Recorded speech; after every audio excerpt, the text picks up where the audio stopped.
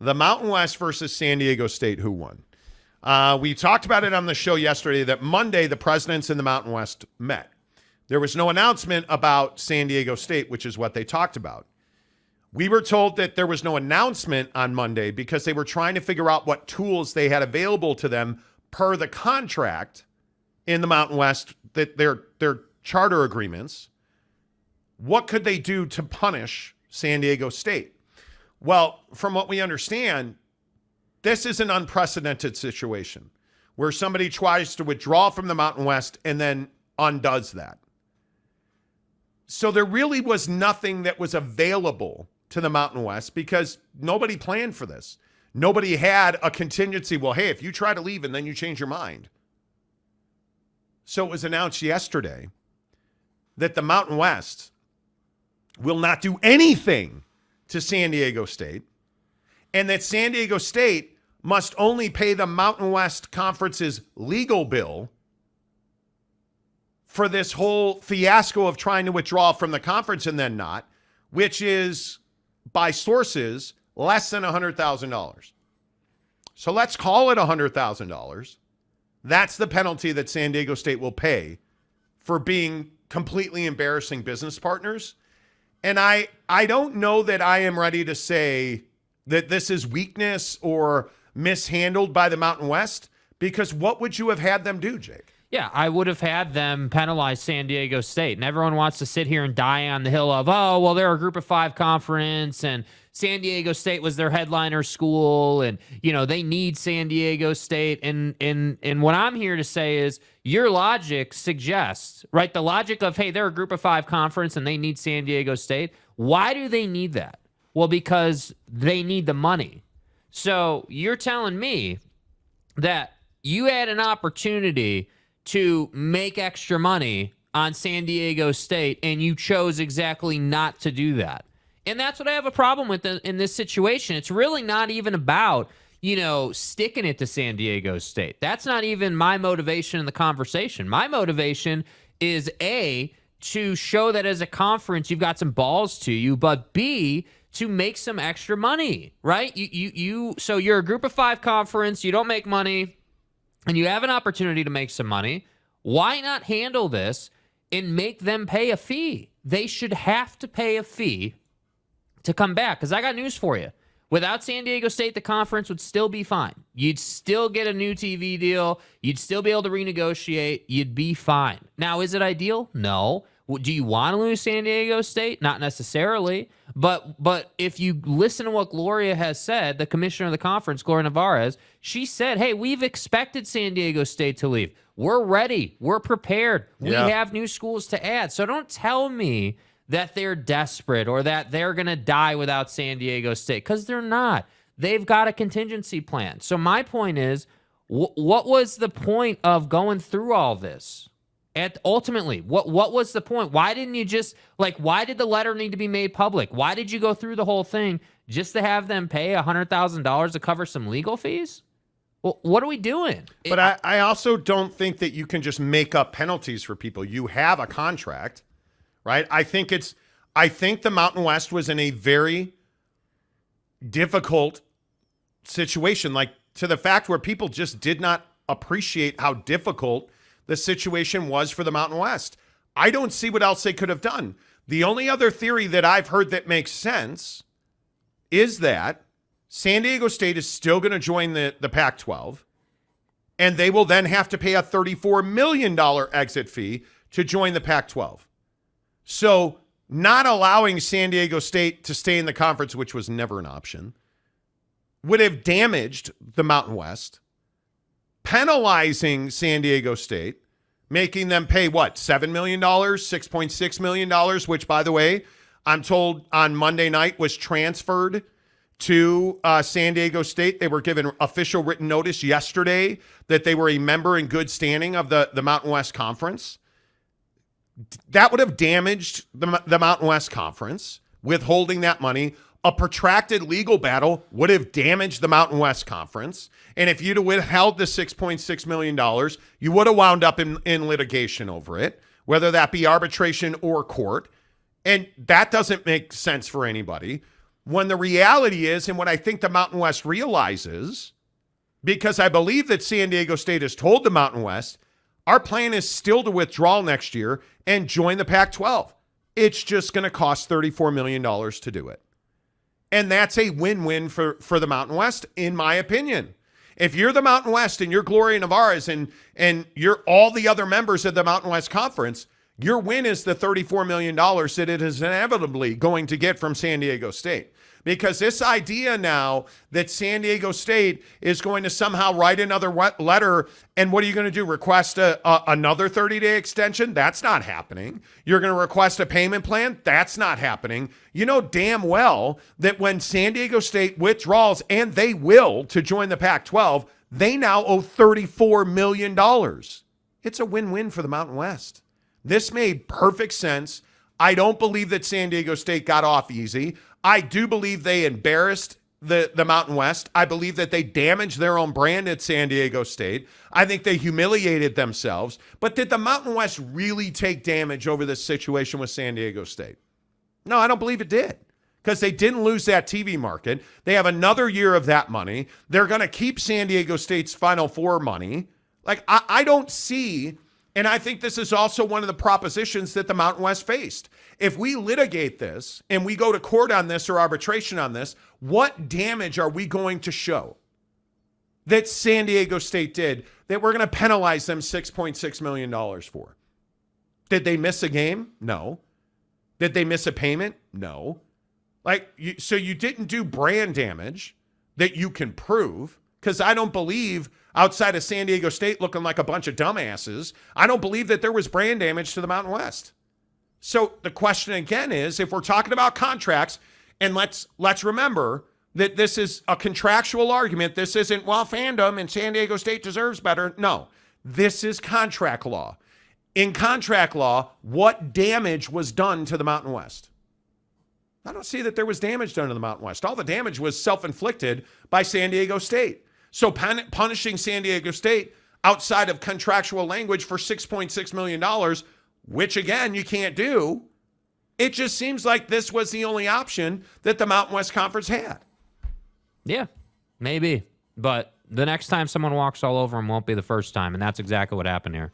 You had a school leave the conference in writing, and then got back into the conference for free, and now is going to leave the conference again.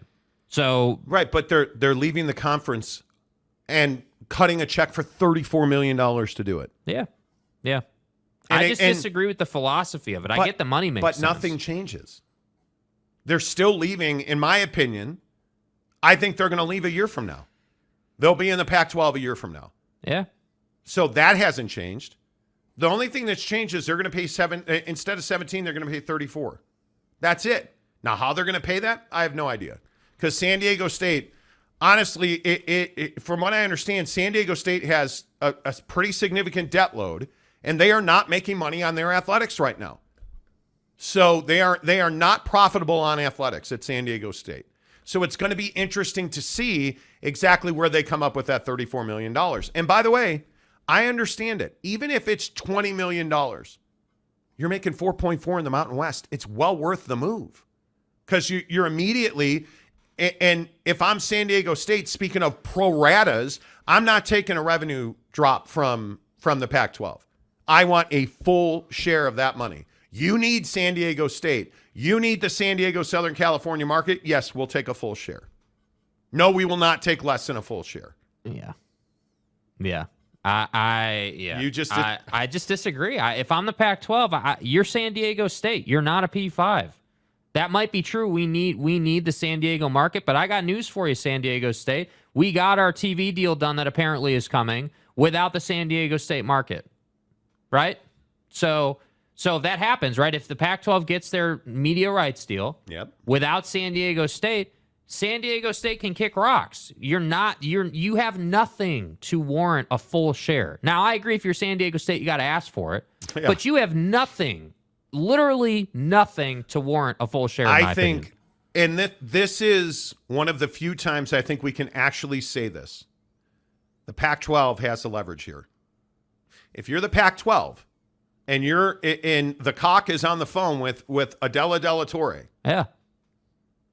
And she says, we want a full share. All right, stay in the Mountain West. I mean, that's what I would say if I were George. But the only thing that Adela has is the Southern California market. Because there's not a school in L.A. to replace L.A. Los Angeles belongs to the Big Ten now. But I guess that just comes down to how the Pac-12 views the conference post UCLA and USC departure. I mean, because I think it's a real question. I mean, obviously they'd like to have Southern California, but as a conference, like, does the executive board, the way they prioritize linear, prioritize the Southern California market? Because again, and this is what I just think San Diego State can't get over. You're not a P5. So you're not in LA, you're in San Diego, which is different, right? Both Southern California, but San Diego's different than LA. It's two different markets, in my opinion. So you're in San Diego, you're not necessarily delivering LA the same way an SC and a UCLA would. And so that's why I say, like, as much as, like, I truly despise the way the Mountain West is handling this. At the same time, I understand that they want to double the fee, or that they have doubled the fee and they're going to get paid and it's all going to work out in the end for the Mountain West. Yeah. I understand that and respect it, but I don't like the fact that the Mountain West comes out of this thing looking like you can just walk all over them. At the same time, San Diego State looks like an idiot. You got absolutely, embarrassed by the Pac-12 here. And you don't really have another choice but to continue to ask for the full share, even though I don't think you're ever going to get that. Yep, I agree. Derek Myrie says, the Mountain West will be the new Pac-10. Which I still maintain is the best plan overall. The two should merge, there's no doubt. Yep, Saul Goodman says, San Diego State to the Mountain West. Haven't I heard that before? Well, truth. I think they wind up in the Pac-12, but that's just me. Brandon Butler. What's up, Brandon? Good to see you. The penalty is probably going to prevent them from moving conferences. Probably, could be. But it makes no sense for them to stay in the Mountain West now. It makes very little sense. And they need, the Pac-12 and San Diego State need each other. You have to do it. Lonnie Johansson, what's up with you? Lonnie, good to see you. Says, good morning, guys. Aaron Wilson. Mountain West should have done San Diego State like Gundy did OU. Well. Oh, my God. Okay. Stop talking about Bedlam, Mike. Start talking about the games you won. Mick A. Navarez could have dropped the hammer, but I think it is a good tactical move on her part. Don't disagree. And it's really not up to Commissioner Navarez. I mean, the presidents have a significant say. She is an employee of the conference. So keep that in mind. Provo Cougar fan, the Pac-10 and San Diego State are going to start a continuous GoFundMe account. Seriously. That never closes. It never closes. Saul, anyone have collages or donuts this morning? Oh, a donut sounds so good. Oh, my God. That would be amazing. Big 12 McCluskey, back in the day, if BYU pulled a San Diego State, the Mountain West would have totally screwed them. Probably. I wouldn't disagree with that. OG Gary, if I'm San Diego State, I don't leave until the contract with the Mountain West is up. But isn't that 2027? Something like that? Yeah. That's a long time. A long, long time. Elaine Tran says glazed donuts sound good. Stop. Donuts. My sobriety is really, wow. Dallas Cowboy offensive lineman Zach Martin considering not reporting to training camp over a contract dispute. Dude, if they don't have Zach Martin, the season's over. Can the Dallas Cowboys get anything right? No. Nope. Zach Martin is arguably the best offensive lineman in the NFL. And, okay. I'm not playing your stupid game, Jerry. I am not playing your stupid game. I will not do it. I just won't. Midnight Magic Musings. Triple M. Mountain West took the high road, and our everybody is scared to make a hard choice society. They maintained where they are, which is not a bad thing. And I think they know a payday's coming. Couple more. LV sent, whoa, good Lord. Comment dump. LB Seminole, morning, fellas. What's up? Tanner Plummer. San Diego State to the Pac-12. What would I do without you? Yeah, Yeah. Provo Cougar fan, Starry says, but are Fresno State and ULV an academic fit? Because Provo Cougar fan said after San Diego State, the closest two D1 schools to LA are Fresno State and UNLV. Both are over 200 miles away. And I just think they're in a no-win situation. Tanner says, yeah, I saw Zach Martin news, but if they don't have the season, but if they don't have him, the season's over. Dude, do you understand what he means to that offense? So let me get this right. Come on now. You don't want to pay Tony Pollard. You don't want to pay Zach Martin.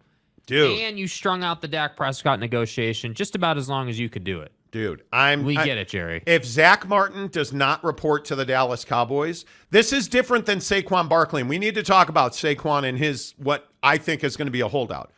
Zach Martin is not negotiable. You have to pay the fucking guy. If he doesn't play for the Cowboys, they don't have an offense. Yeah. They quite literally don't. And you don't want to pay Tony Pollard, who, by the way, is coming off of a broken leg. What is your offense without those two guys? Because you're trying to extend CeeDee Lamb, but you don't want to pay Zach Martin? Like, the stupidity in this is amazing. Yeah. It's amazing to me. I can't even think of anything that's as dumb as this unless you ordered the calzones at Papa Murphy's without the marinara meatballs. At Papa Murphy's, we do more than just pizza. We do meatballs and marinara. Papa Murphy's does meatballs? Oh, I think you mean I do the meatballs and marinara? And how do you do it, Dad? How do I do it? How do I do it? Oh, well, we do it with savory ground beef Covered in tangy marinara. That's how, honey. At Papa Murphy's, we make great pizza. And don't forget the meatballs. Order now at papamurphys.com.